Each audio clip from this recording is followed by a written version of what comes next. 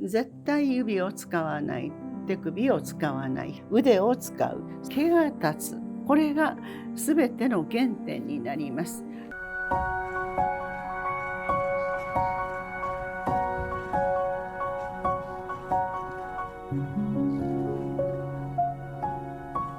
5、6千年前から甲骨文というものが始まりまして、そして青銅器に鋳込まれて、そして今度は石に彫られて、そして紙というものができたわけですね。紙の発明が西暦100年とされております。そしてまた筆も今の形に完成したのがやはり西暦100年頃。それから同じく西暦100年には説問開示という辞典ですね。説問開示という文字を解き、字を解き、文を解くという意味の説問開示という辞典が西暦100年に出来上がっております。中国ではもう西暦100年には全てが出来上がっていたわけですね。この説問開示というものが元になりまして、日本の漢和辞典とかっていうものができているわけですけれども、まず西暦100年にそのように全てが完成した時代っていうものを知っていただきました上で、では筆をどのようにして使っていくかっていうことを改めてここでお話をしてまいりたいと思います。そのためにはまず筆というものを物理的に知っておかなくてはなりませんですね。大きかろうと小さかろうと筆というものはこういうふうに円錐形にまとめてありますですね。この円錐形といいますのは筆に墨がついておりますと、このようにまとまってきれいなこういう形になりますけれども、乾いていましたらこういうふうに先がまとまらないでそのままの状態でございますね。これは大きかろうと小さかろうと同じことでございます。一般的に売っている筆というのはこの形を糊付けをしてきれいにまとめて、そして売ってるわけですから、それを糊をまずきれいに洗い落としまして、そしてこういうものにふさふさのものに戻してやります。そしてではこのふさふさのものはどういうふうになっていくかって言いますと、例えば横線を描きますときにこうやりますと、ここの毛は全部浮いておりますですね。ここは浮いておりますね。じゃあここをくっつけるようにってこうやってこんな風に手にも力を入れて描きますと思うようには動いてくれませんので、紙面に対して描くところに対して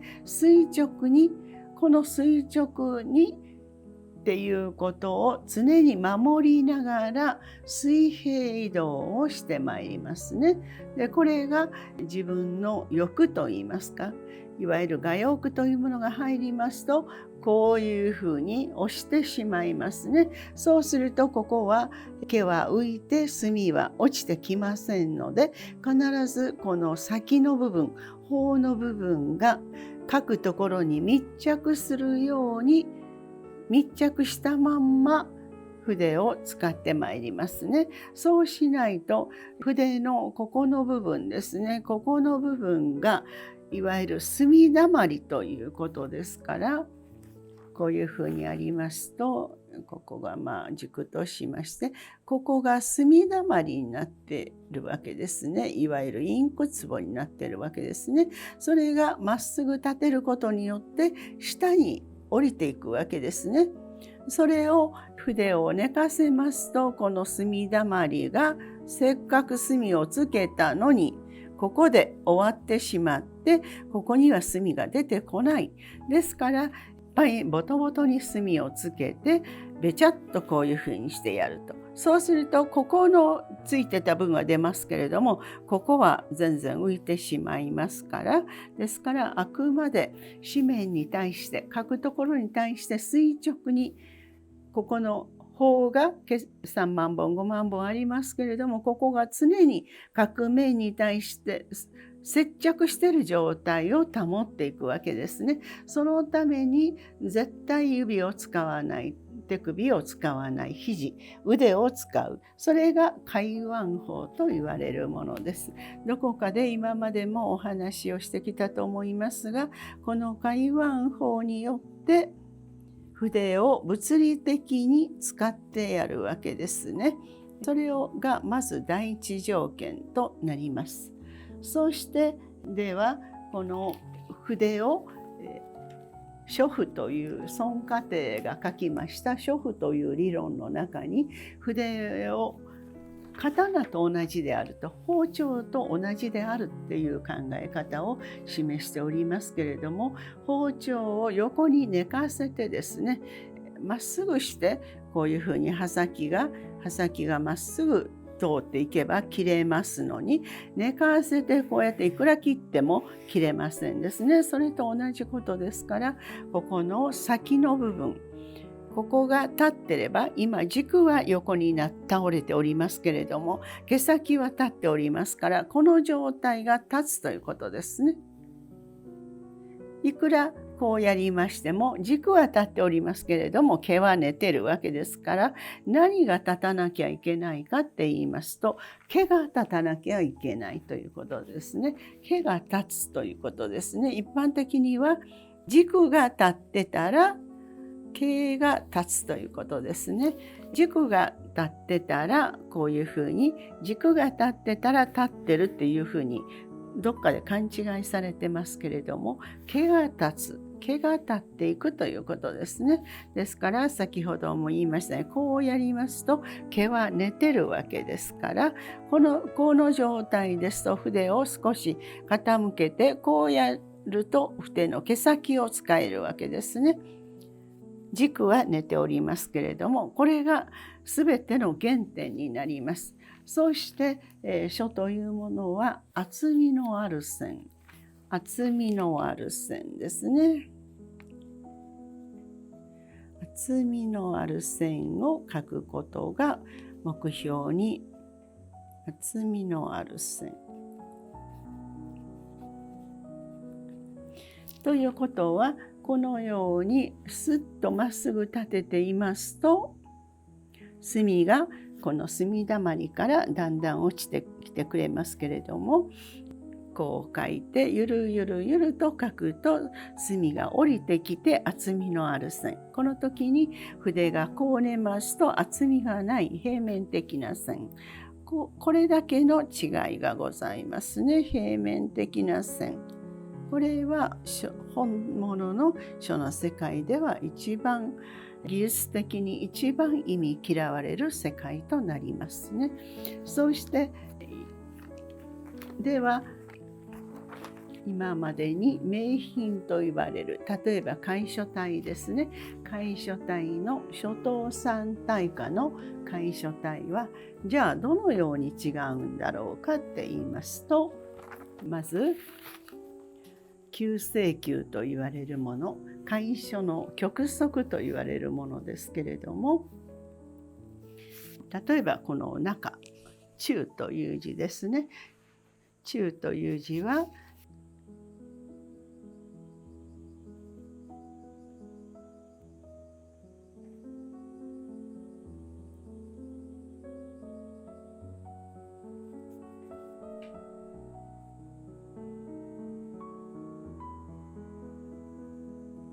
このように九成宮の場合はこのようになりますね。それから今度は孔子平等の日の場合はどこが違うかって申しますと、ここの形の人間で言えば肩の関節なんですけれども、ここの作り方が違いますね。少し丸みを帯びて、ここの起筆の部分も少し形が違いますね。そしてここの人間で言えば肩の部分も少し丸みを作って、ここも少し丸みを作るわけですね。で、これでここの関節の形が違う。これを専門的に言えば背背勢と申しますね。これ九星球の場合。それから孔子平等の場合はこちらですね。孔子平等の場合。こちらを九星球を背勢。それからこちらを構成と言いますね。少し同じように書きましたけれども、雰囲気が少し違いますですね。柔らかさがあるし、こちらはキリッとしておりますし、それはどこで違うかっていうと、こういう結体と言いますけれども、結体、形を結ぶ、体を結ぶって申しますね。結体、肩の関節の作り方によって雰囲気が全然違ってくるわけですね。そして外伯という人は小イコール人体であると申しました。ということは、この人体であるということは、人間、こういう形をした人間としますと、この方は俗っぽくなりますが、怒り型の方であると。で、この方はなで型の方であると。そういうふうに非常に人間として捉えていきますと分かりやすいございますね。ですからなで型の人だから気持ちが常に柔らかいとか、怒り型の人だからきつい人なのよとかっていうことはありえませんですね。形とそれから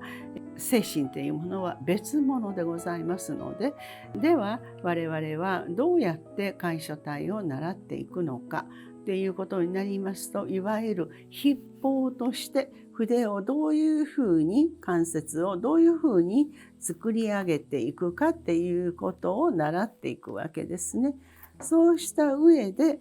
いわゆる自分の字っていうものを、こういうものを肥やしとして入れていくわけですね。そして自分の字というものを完成して、そして自分が書きたい言葉を書いていく。それが本来の書の姿ではなかろうかと思います。あくまで臨書というのは、自分に足りないものを、吸収して、いい名品から吸収して習ってそうしていわゆるお野菜を作ることで言いますと肥やしを入れて、そうして自分の字というものを完成させていくわけですね。そのためにはやはり筆の正しい使い方、これは残念ながら見てできるものではないので、その筆法を持った方から直接体得という形で習ってまいります。その時に精神をどういうふうに持っていくかとかですね、例えばこれでどれだけお金儲けができるだろうかとか、そういう邪念をいたしますと、なかなか筆というものは言うことを聞いてくれません。本当に筆というものは非常に難しいございますから、ただただひたすら正しい筆の使い方っていうものを師匠から習っていく。その正しい筆の使い方っていうものは、どういう姿勢でいるとか、どういうふうに気を取り入れていくだとか、それから気を取り入れて自分の姿勢をどのようにしていくだとか、そういうことを常に意識をしながら筆一本というものを正しく使えるように訓練といいますか習ってまいりますね。でそのうちになんとなくどうにもならなかった筆というものがまあまあ書けるようになりますと、